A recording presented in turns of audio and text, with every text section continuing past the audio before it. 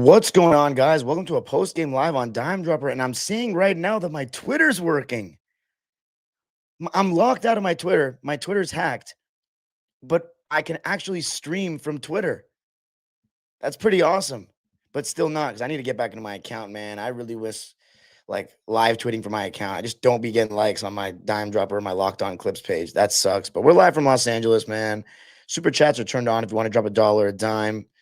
If you want, by the way, if anyone's watching on Twitter, can you please just keep tagging at Dime Dropper Pod, at support? Please give Dime his account back. It's been hacked. Please just keep typing that. Please. I need to get my account back. So if you're on Twitter, please do that. But live from Los Angeles, super chats are turned on if you want to drop $1 a dime. Any donations appreciated. You can, of course, subscribe for all things LA sports and LA basketball. We're going to be talking about the Dodgers and the Clippers tonight. Probably starting with the Dodgers because it's shorter to talk about. But, man, another blowout, huh, Clipper Nation? But let's talk about the Dodgers real quick before we get into anything. And by the way, if you want to become a member of the channel, tomorrow I'm doing my first ever members-only call-in live on here. So if you're a member, you can call in. We can talk with each other. You can ask me any questions you want. And I'll also be talking about other teams around the league as the season goes on with the members only live. You'll also be able to be entitled to special giveaways when I hit 25 and 50 members. So that is going to be something to watch out for. And yeah, you can skip the line of interviews if you go to Clipper games. So let's talk about the Dodgers first. I don't know what to say, Dodger Nation, but I literally felt that we had to win this series in Toronto. I just felt it was too good to be true that we're going to finish it off in LA and win 3 games or 4 games straight. And two things that have been concerning for me, and it's kind of the whole postseason, our bullpen. Shohei did pretty well. He went out of the game in a pretty tough situation where he left runners on. Bitty Banda came in and did not go the same way it did yesterday. Gave up a couple runs, and then Blake Trinan. They, have not been reliable this season. There's nothing else to say. Credit to Toronto's offense. But our bats, man, our bats have just not been there. They've just not been there at all in this postseason, outside of Shohei, really. And I guess, Tommy Edman was batting over 300 at one point of this postseason, like when I went to game 4. But, man, 6-2 was the final score from Dodger Stadium. You had Mookie Betts with one hit out of 4 at bats. Will Smith 0 for 4. Tommy Edman 1 for 3. Kike he did have a sacrifice fly that was our first RBI, and we're not getting anything from Pages. He's batting 80 right now. Not 180, 80. We have nobody batting 300 in this postseason. But it is what it is. Now we're in a tough situation. We have to win game 5, hopefully. And then we got to get a win in Toronto. I have a feeling this one's going the distance. And a game 7 would be a crazy Saturday in LA this weekend. And so, yeah, I guess I'm going to my men's league game tomorrow because there's no chance we can win the World Series. So going to that game, the game will pretty much be over by the time I play. Then Friday, why is there games on Halloween, man? Can we not have World Series games on Halloween? That's just annoying because I'm invited somewhere. But anyway, so no, I don't really blame Shohei. How many earned runs did he have? Let's see. 4. It's not great. But our bats need to be better, man. This is disgusting. 6 hits and 31 at-bats. They had basically double our hits. So it is what it is. 6-2. We knew it wasn't going to be easy. We got to win tomorrow, though, because winning 2 games in Toronto, that's going to be very difficult with that crowd. But anyway, let's talk about the Clippers. So, yes, must win for the Dodgers tomorrow. Must win. Now, let's talk about the Clippers, right? It's not that we're 2-2 that pisses me off, although it does piss me off a little bit because we were supposed to be 3-1 in these first 4 games. Definitely should not have been losing to Utah. But it's the nature in which we've lost. That's very concerning for me. And by the way, if you are on Twitter, it would be really appreciated if you come to YouTube. It's where I make my money. It's where I have my platform. I'm trying to get up to 14,000 subscribers. So it's really appreciated if you go on Twitter, on YouTube. But I'm not going to delete the link tonight, which I usually do, because I'm just so happy that my Twitter is even broadcasting anything that I'm doing because I'm hacked out of my Twitter.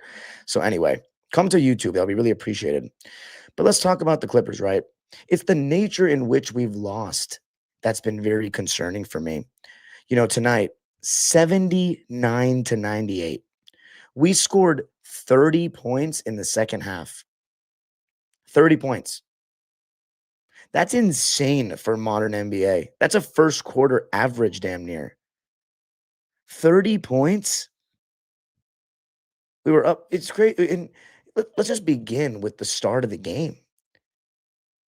We have not started with any sort of urgency except for the Portland game. We're digging ourselves into a hole every single time. And I think, again, we didn't have Bradley Beal tonight for the second straight game.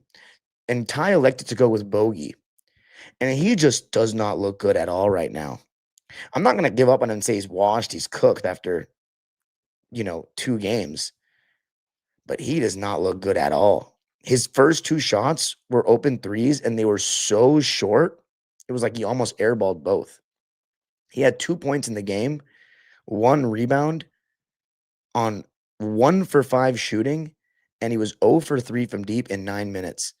And you wonder, how did we only scored 79 points? Well, we shot 37% from the field and 18% from 3. We shot 6 for 33 from deep. 6 for 33. That's horrible. 18%. We were 81% from the free throw line. But if I'm not mistaken, 81% from the free throw line. They shot 45% from the field, 38% from 3, and 75% from the free throw line. So the 3-point disparity is huge. They made 11 more threes than we did. But 79 points, I mean, that is a different level of like not being able to score right there. 79 points. So let's talk about some of the details, right? The first quarter, as I said, no urgency. As far as matchups, we had DJ guarding Steph, Zoo on Draymond, Bogey on Quinton Post, Kawhi Leonard on Jimmy Butler, James Harden on Jonathan Kuminga. They had Kuminga on James Harden, Jimmy Butler on Kawhi Leonard, Post on Ivica Zubac, Draymond on DJ to get ready to help, and Steph on Bogey. The biggest mismatch right there from what I'm looking at is Quinton Post on Ivica Zubac. Not only did we barely feed him in the post, Zoo looks really soft to begin this year. It's like we're turning back the clock in a not so good way. He's flailing and losing the ball easily. He's making bad reads out of the short roll, which we saw him get a lot better in terms of making those reads last year.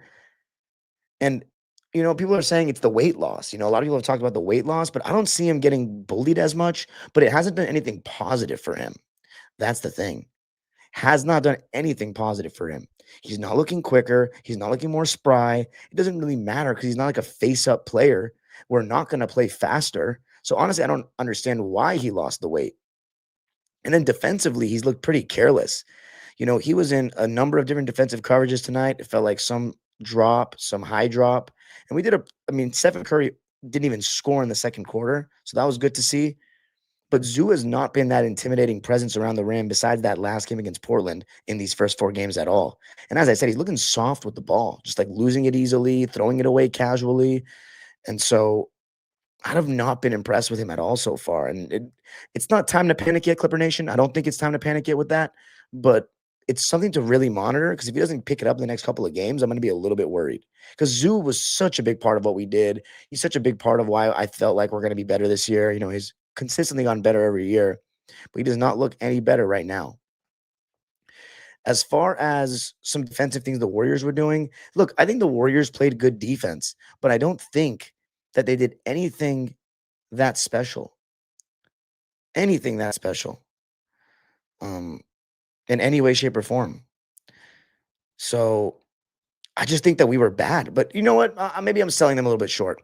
They did a pretty good job of putting ball pressure on us. And it seems like any time we have people put ball pressure on us, we look old, slow, and that we're struggling to get into our sets. And when we struggle to get into our sets, the clock is winding down, and then we end up taking bad shots.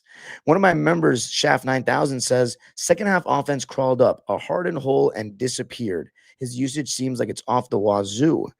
Bones Got Busy said they got tired at the same time when referring to a lineup that I'm going to be talking about later. So if you're a member of the channel, I'm going to read your comments right away. If you want to send a super chat, I'll read your comments right away, but I just don't have the capacity and time to read every single comment anymore, unfortunately. I know, guys, I'm getting corporate. But anyway, I'm joking. But anyway, yeah, I just thought we were very lethargic to start the game. Even one of my players texted me from my club team and was like, Clippers look lazy. They look like they don't care. I'm like, yeah, it's very casual. The Warriors began on a 7-0 run after the game was tied 7-7 to make it 14-7, and a 13-2 run to make it 27-12. So I was like, here we go again. In 3 of the first 4 games, we have not come out with any sort of intensity. We're getting very careless with the basketball. It's like, what's our plan here? And I also think that part of it is Ty Lue starting Bogey in these last 2 games. Although we played well in the last game to start, so I don't think that you can make that point about Bogey, if I'm being honest. But yeah, I would definitely say that the starts to the game have been a concern. I don't know if it's that we have our head on our ass or our head in our ass or just what we're doing to start these games. Are we looking to get Kawhi going early is my question. Because it seemed like we did last game, but it's not a consistent thing. And maybe I need to stop saying that. Maybe I need to hold Kawhi a little bit more accountable. Because who is it on? Is it on Kawhi to demand the ball? Is it on James Harden to get him the ball? Or is it on the coaching staff to draw up plays for Kawhi? Because in the first quarter of this game, actually, the box score data isn't available yet for quarter to quarter breakdown. Okay, that sucks. But let's see if I can find it on ESPN. I'm pretty sure Kawhi started the game a little bit more aggressive in this one. Let's take a look. Okay, Kawhi Leonard, first quarter shot chart, 3 shots. I mean, that's still not enough for me. It's not enough for me. That's crazy. 3 shots? So I feel like that's kind of not it makes it feel like he is a role player on this team. And I'll give James Harden credit. He started out with urgency offensively. He was the only one that started out with urgency offensively. He was getting downhill. He kept us in that first half without a doubt. 20 points in the first half. And if you combine Kawhi and Harden, and Kawhi got going more in the second quarter, which has been a consistent theme in preseason and in the game against Phoenix, they had 30 of the 49 points that we scored, Kawhi Leonard and James Harden. So everyone else only gave us 19. But I give James credit because he came out with some urgency and he was getting downhill and making some plays. He actually they weren't uh, sagging off other guys and helping off of other guys very much. It was mainly just like let James Harden score and then hopefully he'll get tired. And it kind of worked because James Harden was 0 for 3 in the second half after being 6 for 12 in the first. But I talked about the Warriors being an old team today on Locked On, but my man Jermaine Ox here makes a good point. The Warriors looked way younger. They do have some young guys in Kuminga and Pods and Moody, and even Quentin Post is a sophomore in this league. They definitely looked a little younger than us. And this is not rocket science, but this is what the Clippers are this year.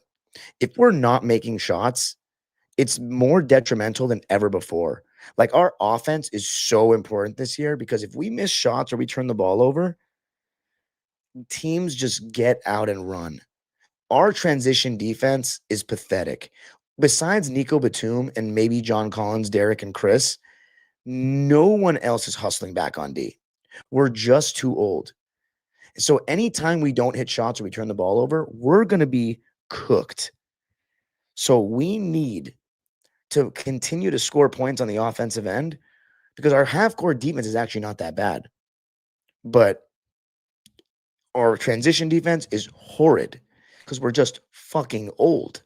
So we need to be able to score the basketball.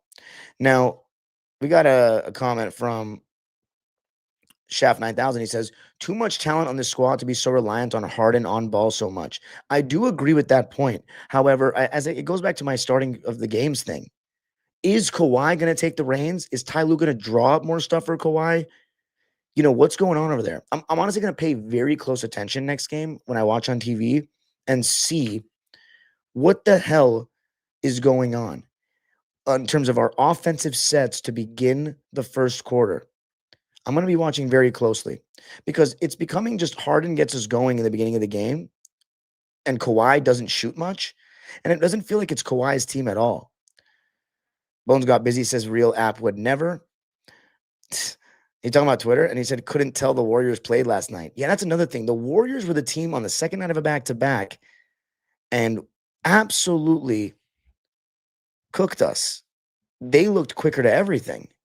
So first quarter, all I have to say besides that is we were down by 15. Zoo couldn't hit a damn floater to save his life for some reason, and the Warriors were hitting everything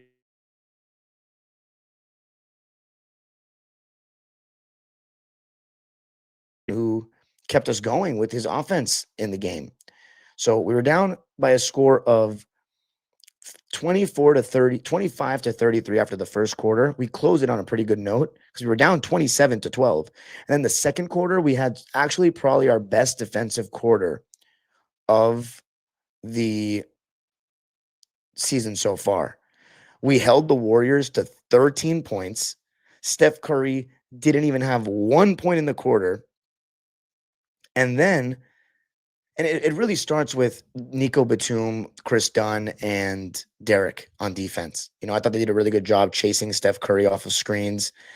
And he and Nico, apparently we outscored the Warriors by 12 points in that second quarter in 5 minutes of Nico being in the game. So their defensive tenacity and lateral quickness and their ability to stay in front and just stay attached coming off screens with Steph, that was really making a difference in that second quarter.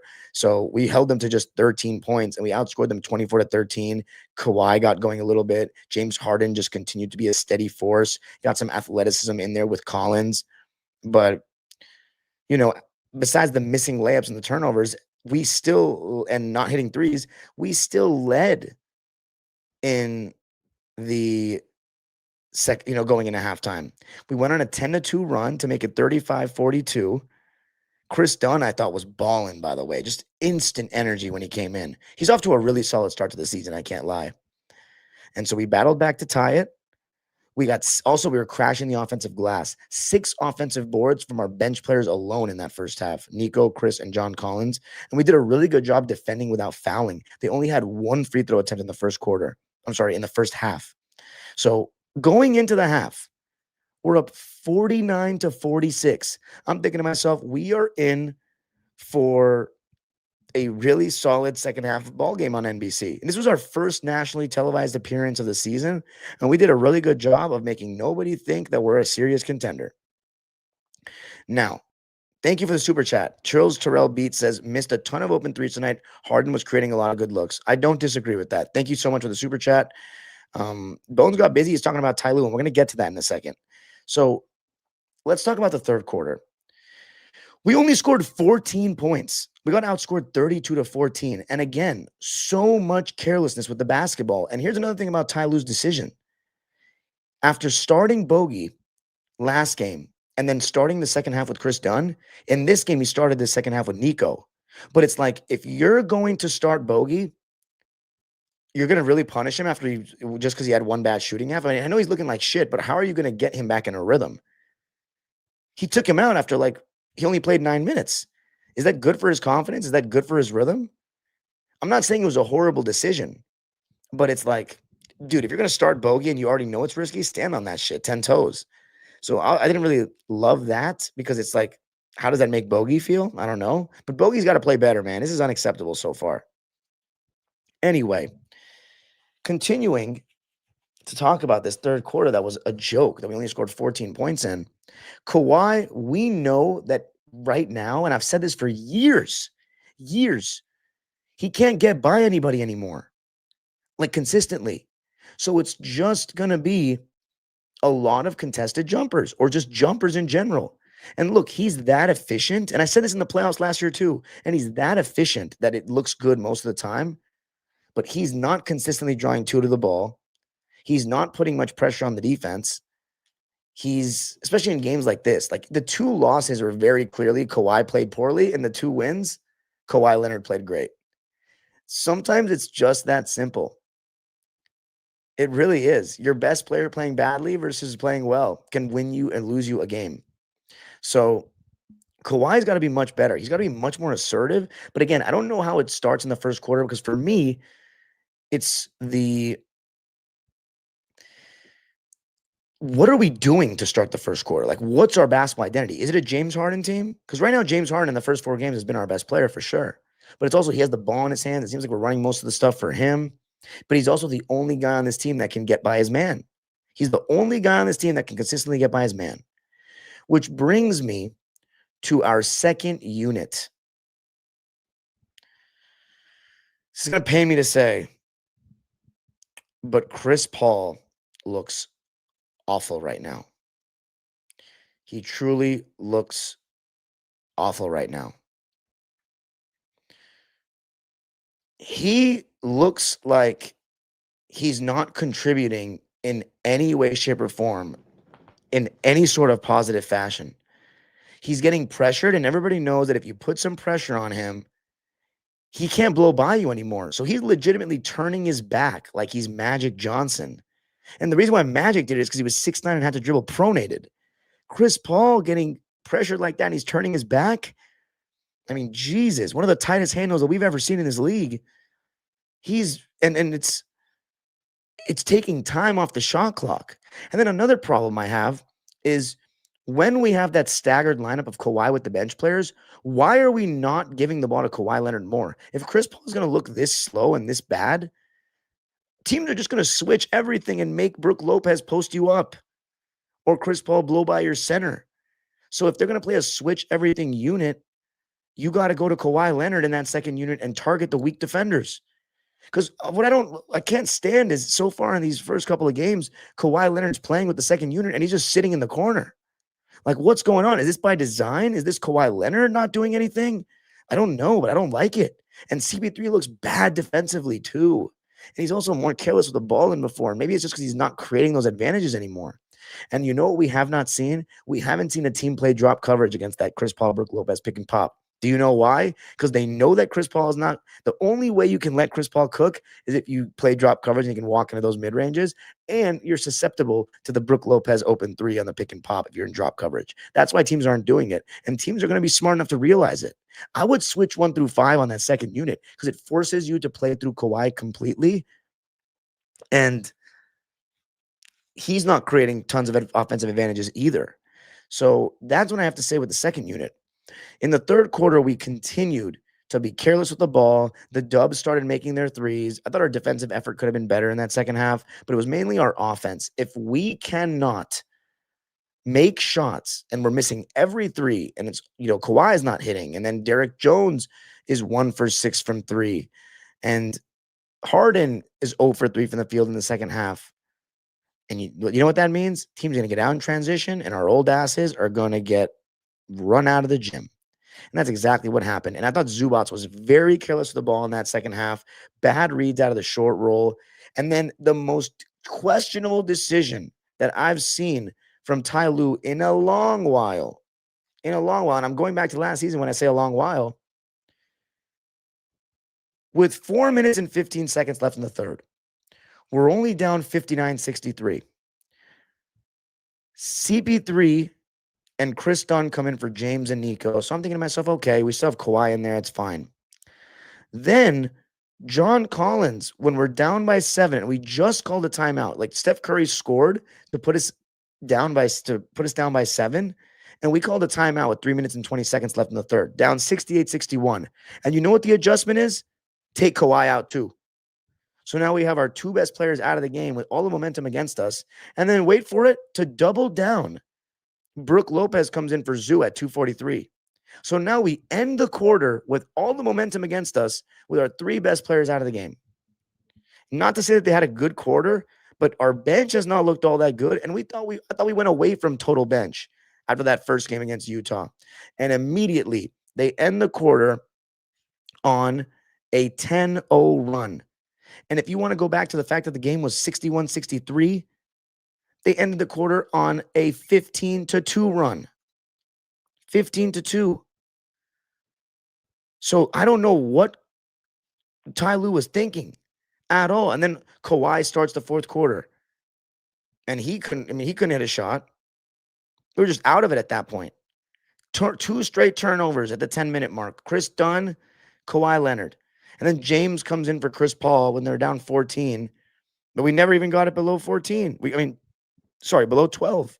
We never got it below 12. And then we yanked all the starters with 5 minutes to go. I can't lie to you. It felt like Ty Lue didn't even care about this game, which is very disappointing. What kind of lackadaisical attitude is this? The starting lineup decision was already questionable. The way you're using John Collins, or the lack of using John Collins, is already questionable. And then you're down by 7 and all the momentum's going against you, and you take out Kawhi Leonard and James Harden and Ivica Zubac all at the same time. Very, very, very questionable. Very questionable. Ty Lue said that Leonard and Harden both got tired at the same time in the third, and that's why they came out. Harden, Lue says, asked to come out. Okay, hold on a sec. I need you to send me a tweet that says this, Bones got busy, because that is crazy. That is crazy. I need to see that. I need to see that that's the case, that he said that. Because, let me go to my phone real quick. Because James Harden never asked to come out of games. Never. That's just not in his DNA. Let's take a look. Let's go to a beat writer. Farbod. No, he's not on the beat right now. All right, Law Murray has got to be giving us something, right? Let's see what Law Murray's saying. Law Murray. Tyronn Lue mentioned Bradley Beal's absence being critical. I'm not even going to go to that, man. I know Beal was out, but I've been saying it. He is a luxury piece right now.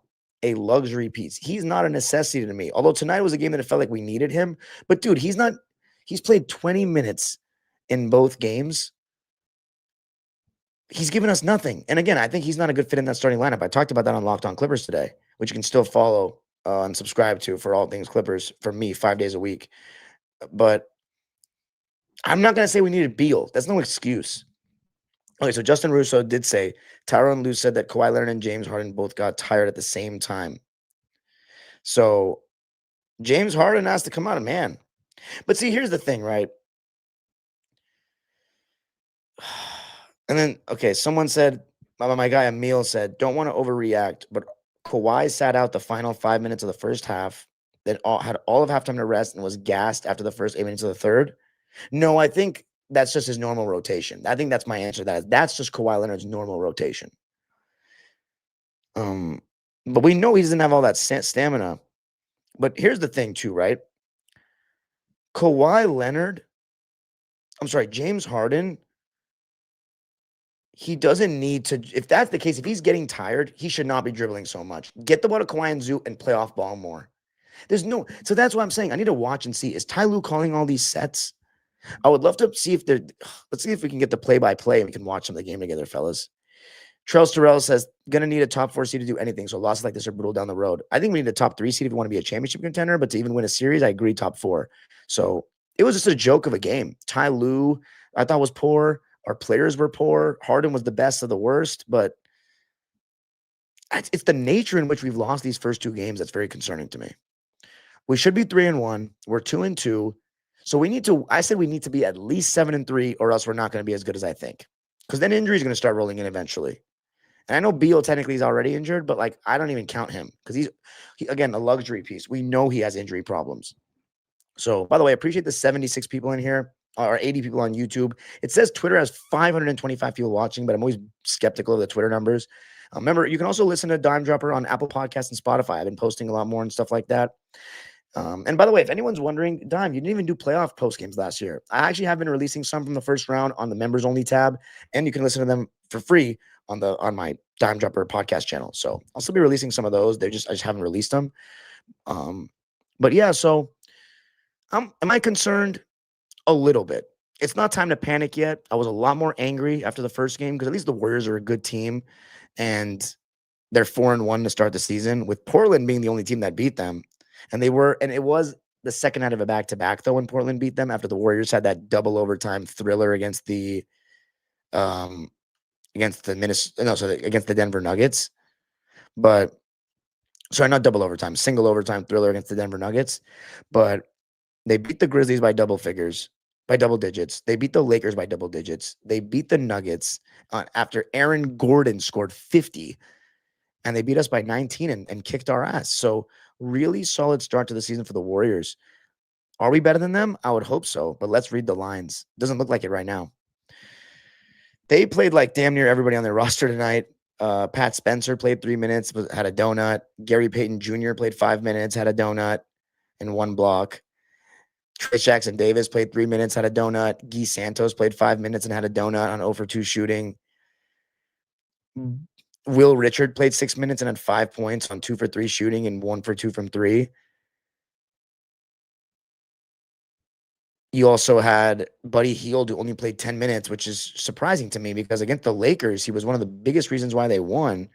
But his minutes have kind of been down the last 3 games. He played 23 minutes against the Nuggets and he had 11 points, but he shot 1 for 7 from three. But hey, double figures in a win. I'm surprised that he only played 12 minutes against the Blazers and they lost. So I would think that some fans would complain, like, why isn't Buddy Hield playing more? Then he played 18 minutes in the last game and only had 5 points. So tonight, just 10 minutes for Buddy, 2 points, 1 for 2 from the field, missed his only three and had 3 rebounds. And then you had Al Horford, who played 21 minutes and was not hitting, 2 points, 4 rebounds, 1 steal, 1 turnover on 1 for 5 shooting and 0 for 3 from deep. So not a great shooting night for Al Horford. But in terms of performance, I wasn't focusing on the Warriors. I'm a Clipper fan. I'm watching it from our perspective. I don't know if Al Horford really played well or not. If you're a Warriors fan, you can let me know what you thought of his performance in the comments. Moses Moody started last year alongside Brandon Pajimski, but right now it's Quinton Post and Jonathan Kuminga who are getting the nods to start the game. Against the Lakers, it was Moses Moody was injured. So Pods was starting, and then Kuminga was starting over Moody.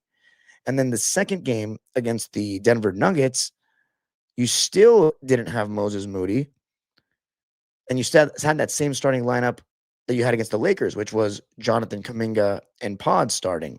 So really just Jonathan Kuminga instead of Moses Moody from last year's lineup that we saw against Houston. And then in the third game, Quinton Post started instead of Pods, and then Moses Moody came back. So maybe they're going to Draymond at the 4, having Quinton Post to start out, because what we're seeing right now in the NBA is, and especially because OKC won the championship and had um, Isaiah Hartenstein and Chet Holmgren together, a lot of these teams, like including Cleveland, are going two bigs. It's just a matter of you need one of those bigs to be able to spread the floor. And Quinton Post does that. Because what you were seeing was, wait, I have talked about the Dodgers. What you were seeing was, I lost my train of thought for a sec. Oh, what you're seeing is two bigs, one of which can shoot the ball.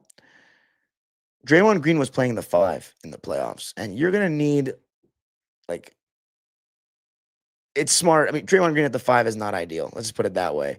So having Quinton Post gives you your floor spacing big, and then you still have Draymond Green.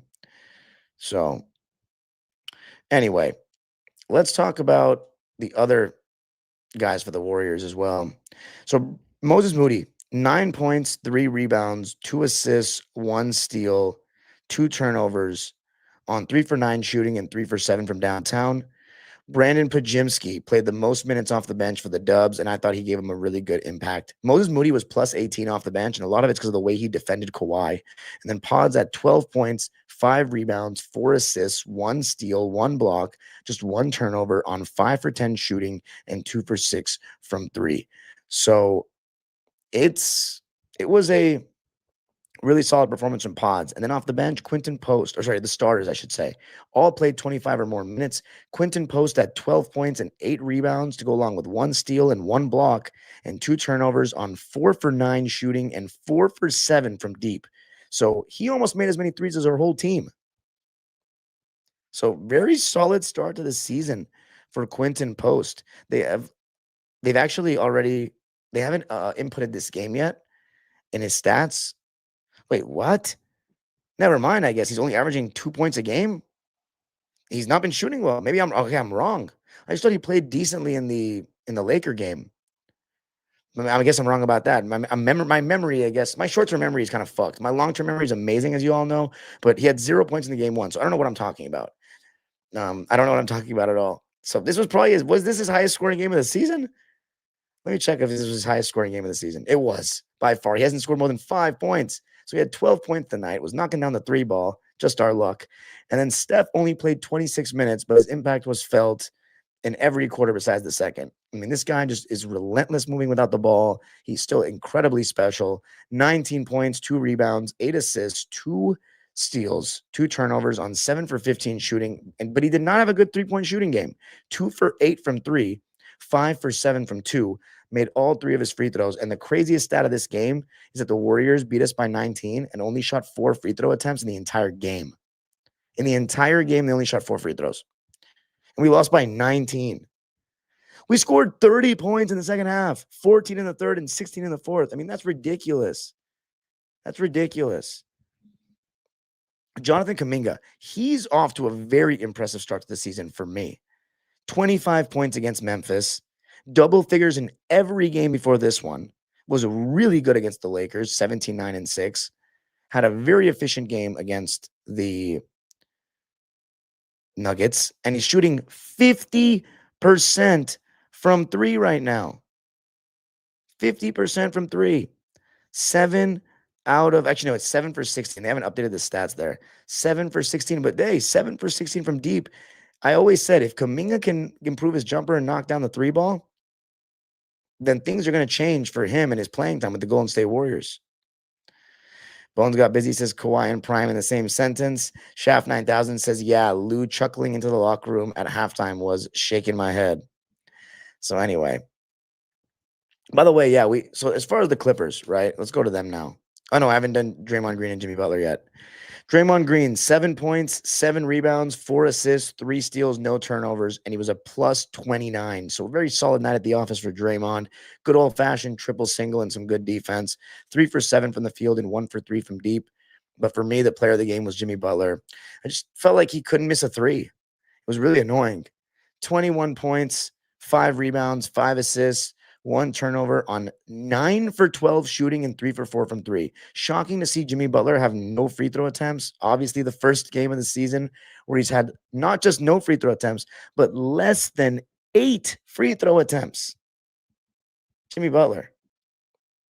He's off to a really good start to the season. 31 against the Lakers, 21 against Denver. Slowed down a little bit the last 3 games, 14 against Portland, 20 against Memphis, and then 21 tonight. But 21, 5, and 5 on 75-75 splits is impressive. So shout out to the Warriors. They're playing some really good basketball right now. But let's talk about us. Let's talk about us. Jimmy Butler, by the way, he's been so amazing since he's gotten on this Warriors team. They obviously ended last season. I believe it was what? 29 and 10 with Jimmy Butler. Does anybody remember what that record was with Jimmy Butler last season? He played 30 games. I think it was 23 and 7, if I'm not mistaken. Let's talk about us, though. Let's talk about us. Starting with, I'm not going to talk about the third stringers, like the Cam Christies and those guys. But let's talk about our rotation guys. CP3 played the least, and rightfully so. Another donut, his second of the season. He hasn't scored more than 6 points in a game. He has a total of 10 points in these first 4 games. He's looking very shaky with the ball, which I've never said in my life.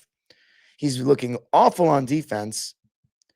For his own good, it's time for CP3 to hang him up this year. For his own good, it is time for CP3 to hang him up this year. I love him to death, but this has got to be it. My question is Chris Paul going to be a total flop where he's not even good at all this season? Because I thought he would be able to come in for James Harden and relieve him a little bit. But he's looked bad. He's looked bad. So, but here's the thing. I have faith in Chris that he's going to look better as the season goes on. I really do. I really think he's going to turn it around. Am I going to be right? We'll have to see. Am I being optimistic just because I'm a Chris Paul guy? Maybe. Is this going to be the least statistically gaudy season of his career? For sure. But I do believe he's going to turn it around a little bit. He's just old and slow, though. And he's going to have, there's going to be real problems on defense. But I think offensively, he's going to be able to pick it up a little bit.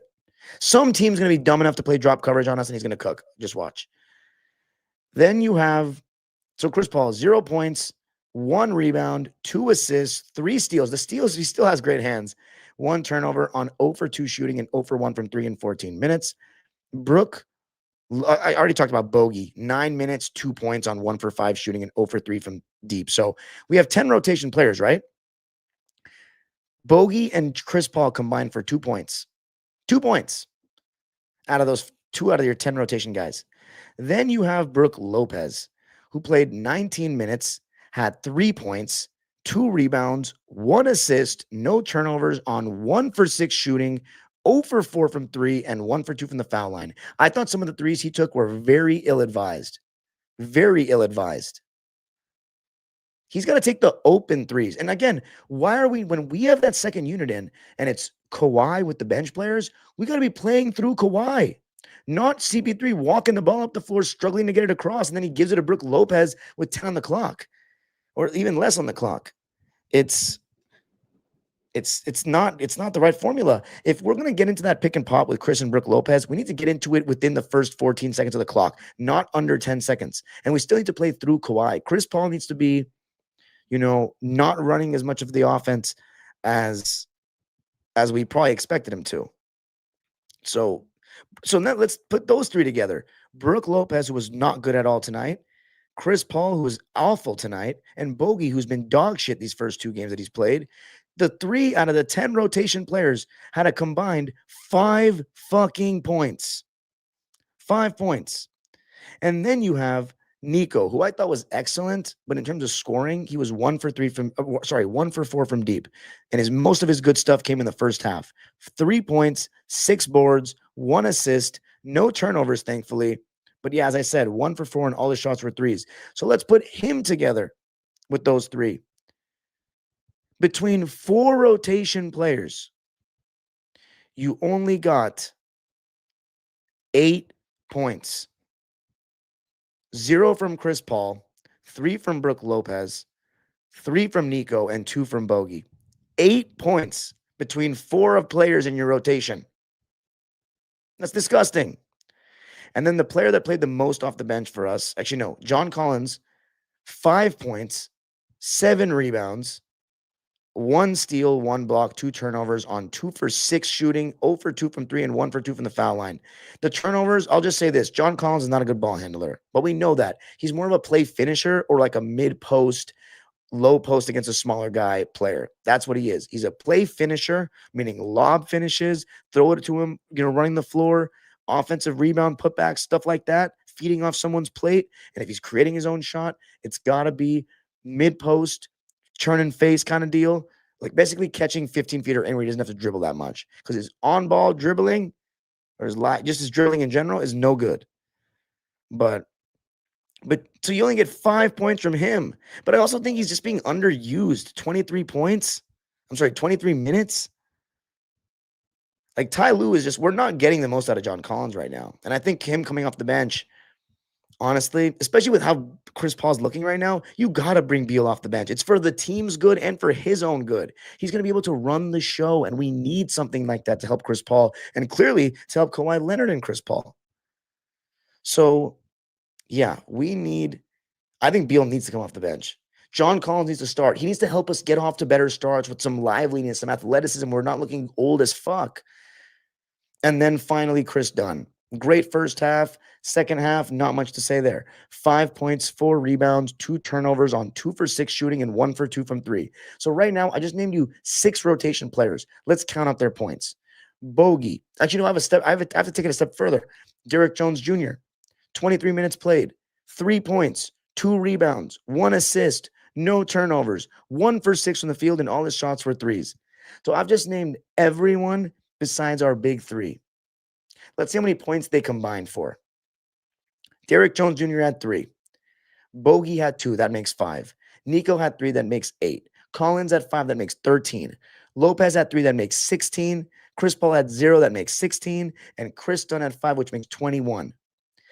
7 players combined for 21 points. 7 players combined for 21 points.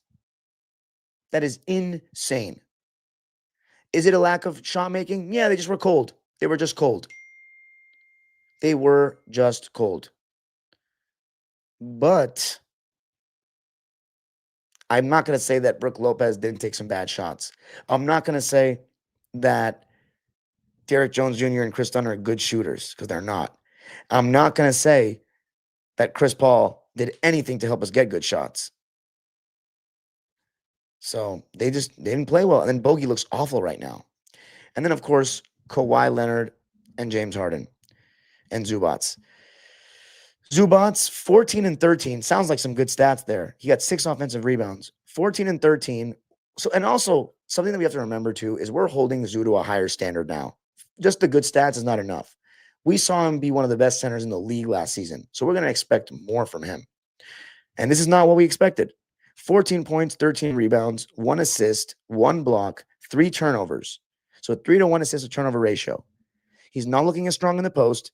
He was shaky out of the short roll, and his hands look bad again, like he did, when he was younger. 7 for 12, though. So still, even though I guess he wasn't dominating Quinton Post, why aren't we looking for him to dominate Quinton Post?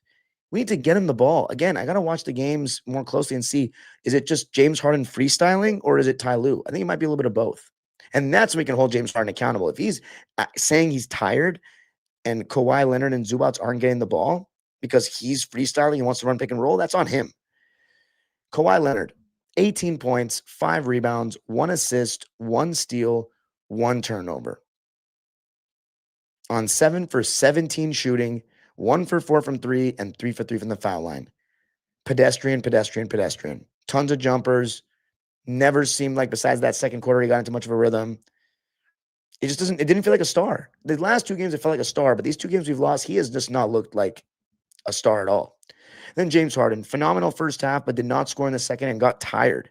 20 points, 4 boards, 1 assist, 2 steals, 3 turnovers on 6 for 15 shooting and 1 for 5 from 3. In the last 2 games, James Harden has had 10 turnovers in total. 10. Actually, if you want to go to the last 3 games, he's had 14 turnovers in the last 3 games. And I can do the mental math.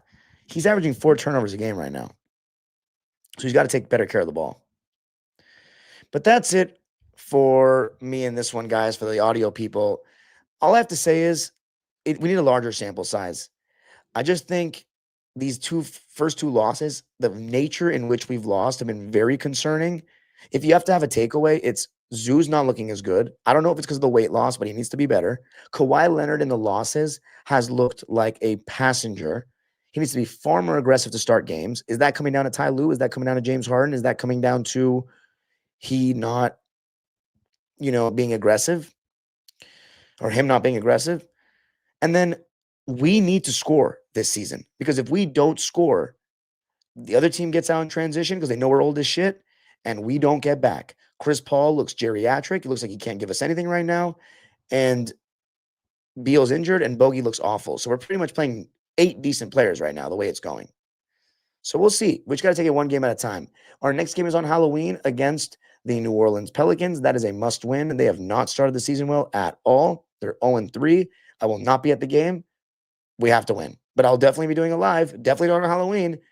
And maybe not even the next morning, but we'll do it eventually. Definitely on the weekend. I think on Saturday afternoon, we might be able to do it. And people are asking me about Norman Powell. Of course, Norman Powell looks great. But if we were to use John Collins more, I don't think we'd be complaining about Norman Powell. I really don't. We need to use John Collins more. And then Beal would obviously be he's the replacement, but as I said, he's a luxury piece. I don't expect him to be very healthy. But when he gets going, it's going to feel a lot easier, guys, Clipper Nation. So I'd calm down a little bit. Kyle's takes asks, are your playoff recaps from last playoffs on Spotify? The ones that are out, yes. But I would always appreciate it. If you're a member, I put highlights behind them too. First time I ever tried that. I talked about it and had highlights demonstrating what I was saying. So check that out. And of course, you want to support your boy. And plus, I'm going to be releasing merch this year. So you will get special early access to merch. So anyway, peace out, everybody. Have a great night. All right, guys, here's what I'm going to do. For everybody that's still watching right now live, it says 90 people on YouTube and 634 on Twitter. I know you did finally beat us, Kyle's takes. By the way, if you're wondering why I'm not reading your comments, guys, there's just too many comments these days. Super chats or become a member. Simple as. I'm sorry. I'm not trying to be all big headed, but you want me to read all these comments, dude? I got a life. I have a club team now. I see one of my parents in here. He wants games posted. Dude, I got to post some games. I'm wearing too many hats. Don't even get me started, Todd. I see you in there. But I can't even give you guys a shout out on Twitter because I don't have my Twitter.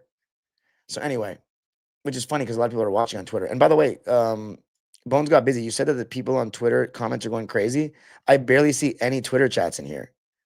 I haven't seen any for like the last couple of the last Twitter comment I saw was this one from, I think it was Teddy. I think this is Teddy right here. We should have got Drew Holiday. That was 11-16. So I don't know. But anyway, let's talk about, let's see. Oh, here's what I was going to do. Let's see if we can watch some of the plays on the visual play-by-play. Okay, here we go. What do we want to see? Let's pull it up real quick. Appreciate you, Todd. Really appreciate that. Any donations appreciated, man. I do not get paid enough for this because I'm still going to do Locked On Clippers. Anyway, all right. Let's share the link. Or sorry, let's share my screen and we can watch some of these plays together and we can talk. Okay, let's take a look. What do we want to look at in that first quarter? What do we want to look at? Let's go with, okay, hold on. Let's share my screen. Let's share my screen, all right. Here we go. We got it. All right. Let's look at our shot attempts in the first quarter real quick and see what we're looking at here. What kind of shots we're getting. Okay, first possession. Can we see on my screen? All right, we can see. Let me know if it's laggy or not, Clipper Nation, Diamond Dropper fam. Let me know if that shit's laggy.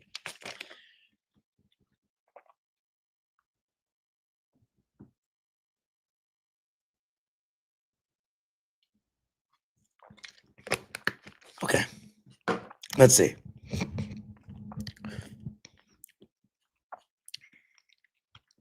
First possession. So we can't see, how this possession started because the NBA, the play-by-play video breakdown only gives you like the last couple seconds of the possession.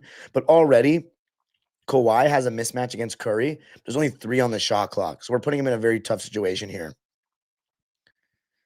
I don't know why he elected to go back for a 3. See, that's analytics ball to the T.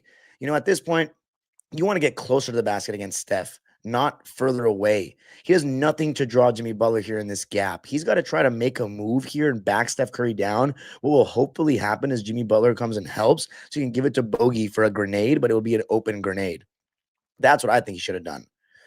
So, first shot of the game. Man, my back hurts, man.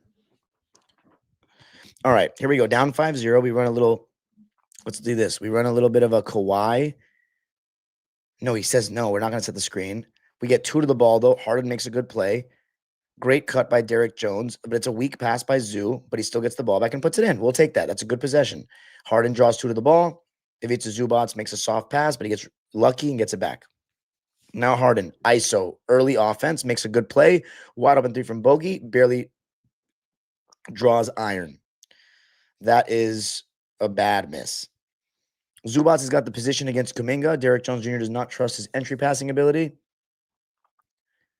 And that's a beautiful shot by Kawhi Leonard. But that's still not great process. I think we got to look to get Zoo the ball there against Kuminga. But okay, 4-5. Let's see. Zubats go screen. Harden and 1. So Harden's off to a great start these first 3 minutes, as you can see. All right, here we go. Bogey getting down the floor. Nice pass to Zoo. That's his shot. That's a rare miss. Offensive rebound. Gets it back. Kicks it out. Wide open 3 for Derek. Brick. But you can't ask for better shots than that. I mean, those are great shots for us. Yeah, same possession. That push shot is automatic usually. All right, here we go. Get a stop. Harden pushing it down the floor. Kawhi in transition. Fake. Doesn't dump it off to Zoo. It's a tough shot. So he's got to be able to make that pass, man. Dump it off to Zoo. Harden makes the right read. That's not a good shot. Contested three, air ball. I mean, what the fuck, dude? What's up with our no, our spacing's fine. Just look, that's a very casual, like, shot release there. He looked very slow. I mean, it doesn't look like he was ready to shoot at all. It looked like he hesitated and was like, all right, you know what? He's not jumping. I'm just gonna take it. But Kaminga's long. I would put the ball on the floor there if I'm bogey. Or like actually shoot with some urgency. I mean, what is this? I mean, look, he hesitated there. That's not a, you know, I'm about to shoot it the second I get the ball kind of thing. Little pick and roll with Harden and Zoo. I mean, that's a good pass, but honestly, in my opinion, it's kind of an unnecessary cut because Draymond did sink, left him open for three. So Draymond's taking away the lob, right?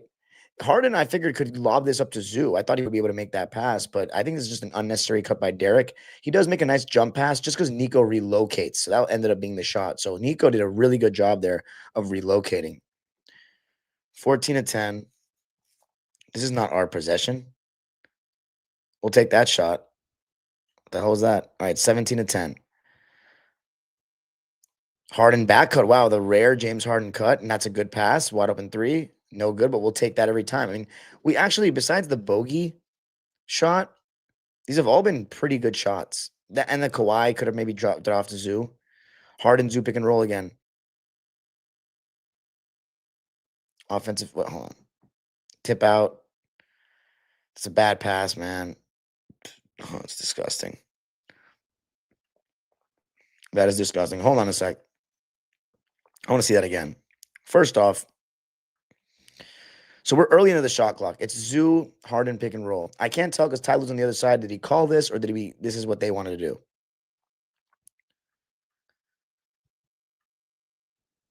Zoo's not rolling hard enough for this to be a pocket pass, and Draymond's already sunk over. And doesn't look like Harden's got much of an angle to give it a Kawhi here. So he probably should kick it out to Chris Dunn, I would think.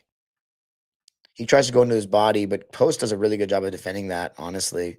So the solution there would have been, and this is rare that James Harden would make the wrong read and pick and roll, but yeah, it's Kawhi. It's the pass to Kawhi here, or the kick out to Chris Dunn, which would probably have to be like a jump pass from James. Whereas the pass to Kawhi, if he'd have to kind of keep his dribble alive, and he's picked it up already. So that's a tough ask. Yeah, when he picked up his dribble, he kind of limited his options there. Should just try to kick it out to Chris Dunn or Kawhi Leonard. Right here probably would have been ideal. Let's see. Kawhi comes towards the wing here, and Harden shoots it over to him. That would have been ideal. But it is what it is. He gets blocked. It's a low pass. See, if he had given him a good pass there, he would have been able to take that shot. That's poor from Chris Dunn. The Warriors defended that pick and roll, though, with Harden and Zoo really, really well. Really, really well. Because the fact that it made it look like there was no option and they had that late switch with Quentin Post and he did such a good job contesting Harden's shot. Like, that's a horrible shot. What the hell is Chris Dunn doing there? And then did he miss this, Zubats? Like, what? Okay, he put it back up and in, but like, my goodness. Like, what is this quick shot by Chris Dunn? I mean, what are we doing trying to shoot over Kuminga like that twice? One bogey and one Chris Dunn.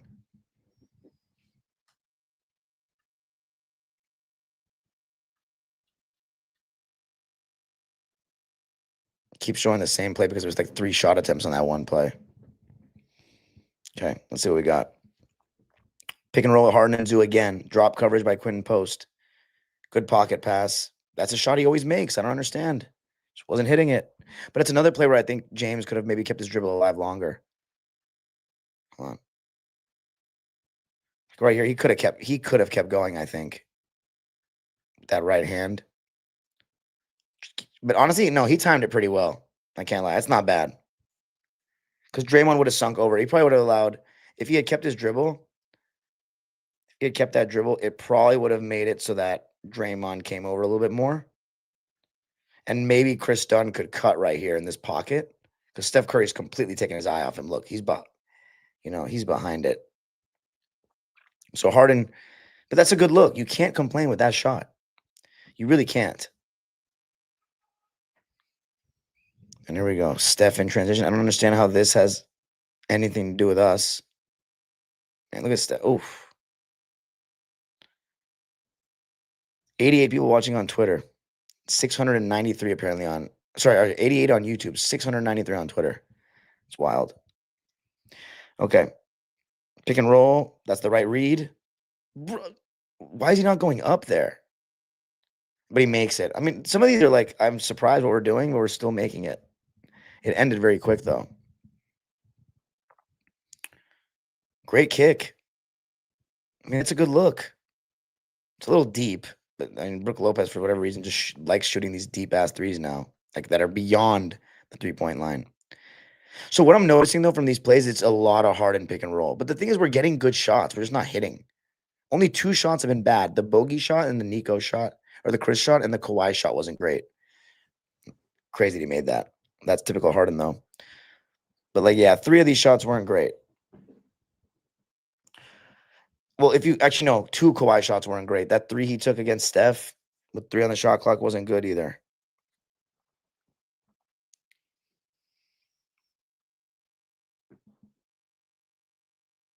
Let's see. Harden pushing the ball up, down by 10. Pick and pop again.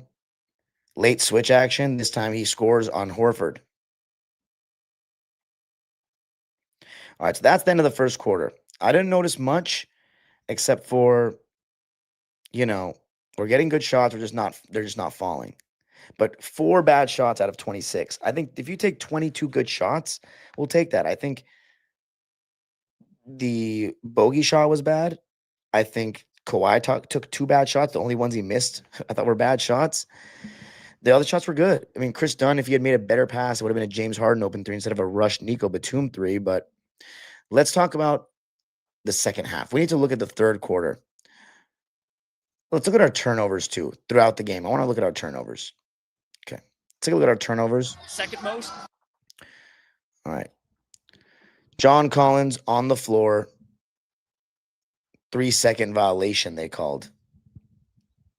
Whatever. He just fell. It is what it is. Look, we didn't turn the ball over once in the first quarter. That's wild. Okay, let's see. That's a bump, dude. What the fuck? It's just a foul. I'm not even gonna get mad at that. He can be a little stronger though, but I think that was a foul. Okay, let's see. Not our turnover.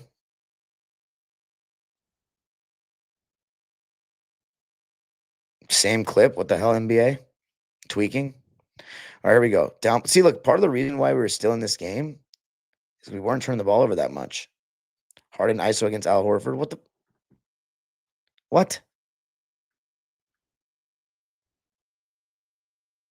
What?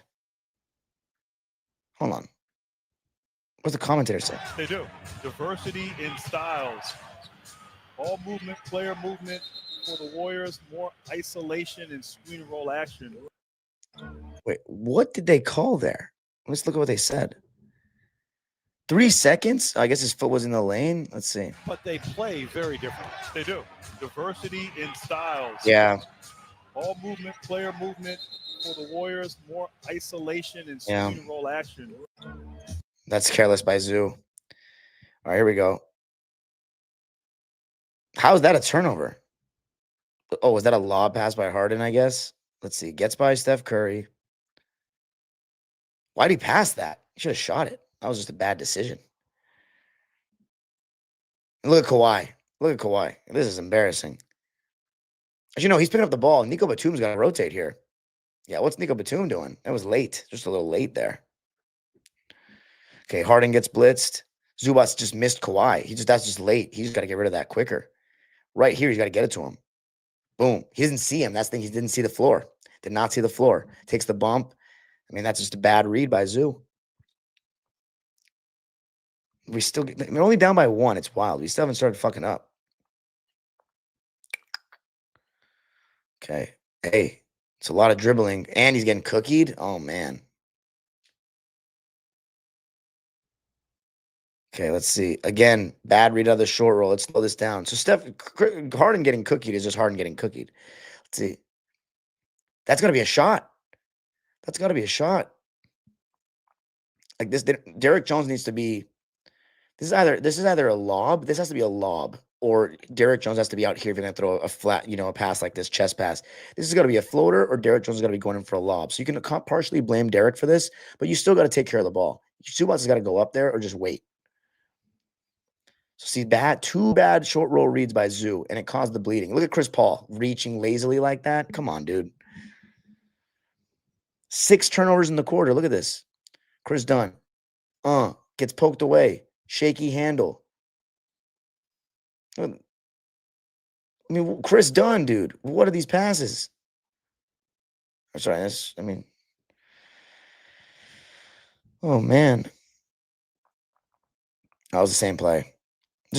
Completely didn't even hit the target there. And now it's over. Geez. But the turnovers, we didn't actually, give them the ball that much. Let's see. We shot 37%. They shot 45. We had 16 turnovers. They had 13. So 16 is a little bit much, but it's nothing crazy. I think the missed shots were more of a glaring thing. Anyway, let's look at the third quarter field goals, and we're going to end it for tonight. The third quarter field goals.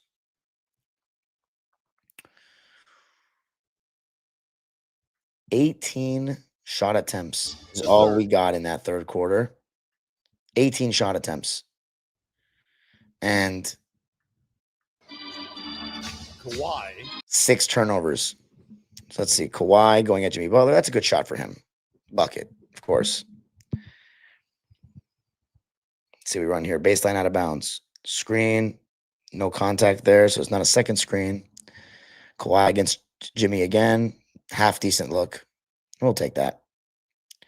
We still got the offensive rebound. Okay, I like this curl. That's good. And you can put it back in? Yeah. It's just really, I guess, happened at the last 5 minutes or so. See, we're still winning. This is the same play.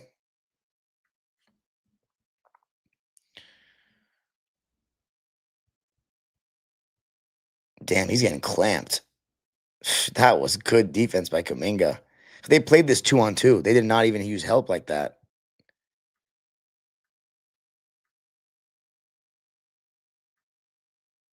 He was sitting on that mid-range. That was really good defense. See if Harden could go right, and I don't know what it is. He never really goes right and finishes with his right hand on that. He always goes for that step back when he's going right. Bad pass by James, but now we got Zoo in the post. That's a foul, man. What the fuck is that? And he still scored. Give me a break. 4-point game. You're up 2. Early offense, though. Oh, wow. Look at that playing off 2 feet by Kawhi. Damn. Still winning by 4 points. Said Harden not getting up the floor. Dude, come on. Kick. I was selfish. That was tunnel vision. But again, I'm not super mad when Kawhi shoots, even if he's being selfish. I'm okay with it. He's the only one. Okay, Harden getting downhill. Great pass. That's good. That's good offense. Just got to hit that. Kawhi, Zoo pick and roll. Did they switch that? We got to look at Zoo there. We got to be smarter. Again, I'm okay with it to some degree, but got to be a little smarter.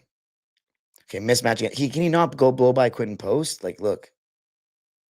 Contested jumper. That's a good shot for him, but it's a contested shot off the dribble. For him, that's a good shot, but I wouldn't say this is a great possession. There's no help. He can't even get by Quentin Post. And let's see here. Harden getting downhill. Nice flow. That's a good shot for him. Didn't make it, but Zoo puts it back up and in. We're still only down by 4. You can see the process is not that bad right now. That's what just happened. Same possession. All right, here we go. They go under. How about another? Ooh, shit. Look at him. Good. Beautiful. Wow. Is anybody else a little surprised looking back at these plays that were not even playing that bad? Do we have any other super chats? Bones got busy? No. No more super chats. All right. Okay. Let's see what we got. Let's continue. Zoo kick. I mean, there's not much time on the shot clock. So in that possession, you can't really see what happened because they give it to you late. But look how late we are on the clock again. I'm pretty sure he made this though.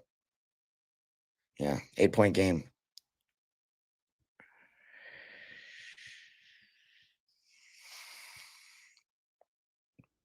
Quick pick and roll. That's not a horrible shot for him, but it's contested. He can't get that. But again, they're going to switch that. They're going to switch that, and he can't get downhill. He can't. Chris Paul cannot get downhill on bigs anymore. I guess that's it. So there you have it. The process wasn't that horrible, but just not hitting shots. And then appreciate one of my members right here says, "Hey, Dime, just saying hi. Go Dodgers. Appreciate you." So yeah, I guess that's the story. We had a lot of good looks, didn't hit them. So maybe we're overreacting a little bit, but just it's not the same watching those clips as opposed to watching the full game. When we were missing shots, our transition defense is just horrible. So that's going to be something to watch. Our offense is really going to dictate our defense this season, Clipper Nation. That's what it's going to be. So thank you all for joining me on this live tonight, man. Thank you so much. I really appreciate it. Let's get some of these comments, man. This is funny.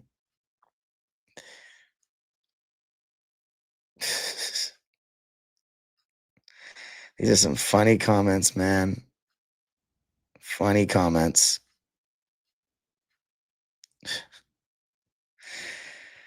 Oh, man.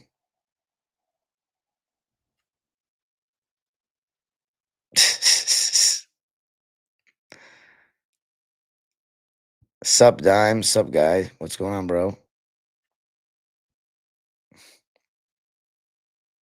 Yeah, these are funny. All right, guys. Peace out, everyone. Go Dodgers. Go Clips. Tomorrow for the Dodgers. We'll see what happens. I'll be live at live at night, hopefully reacting to a dub. Peace.